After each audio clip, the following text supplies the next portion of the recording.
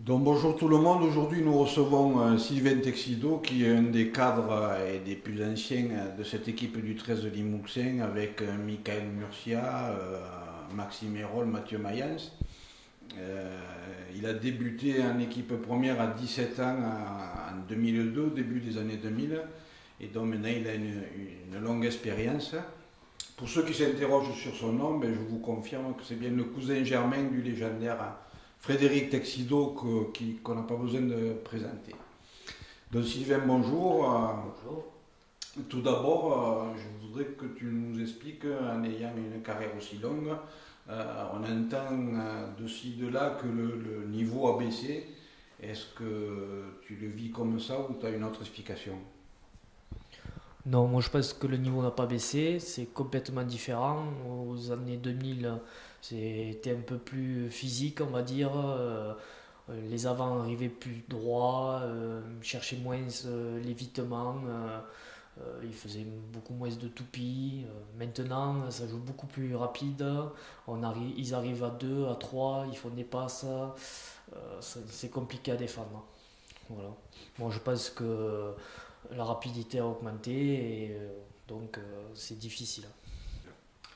Donc, le passé le plus récent qui est, c'est quand même cette qualification pour la demi-finale de la Coupe, même si ça n'a pas été trop difficile face à Villeneuve.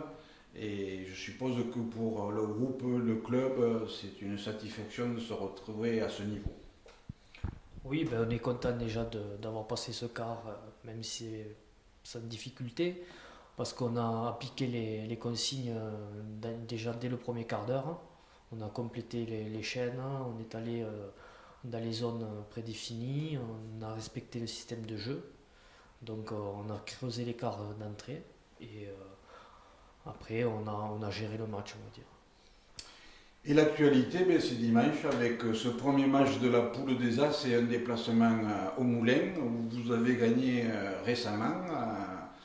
On peut supposer que vous y allez avec des ambitions parce que c'est une poule où les deux premiers iront directement en demi-finale et le troisième fera un faux quart de finale à la maison.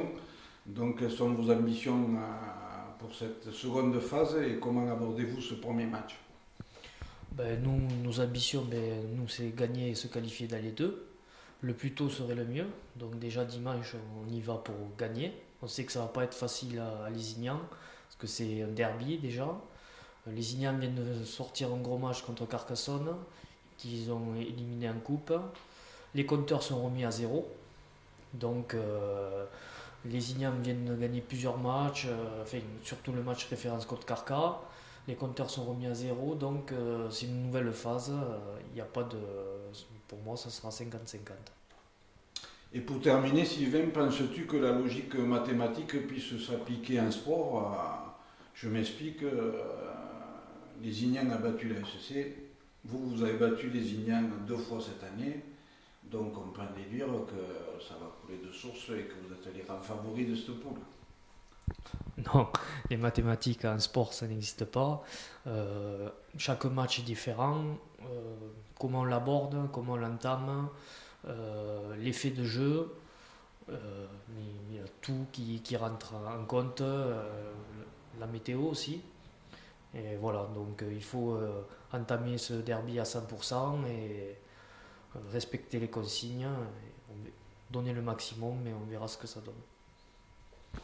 Les mathématiques, finalement, ça fonctionne que sur le tableau d'affichage, quoi. Un essai, c'est 4 points, et plus 2, ça fait 6. Et on vous souhaite bonne chance pour dimanche. Merci.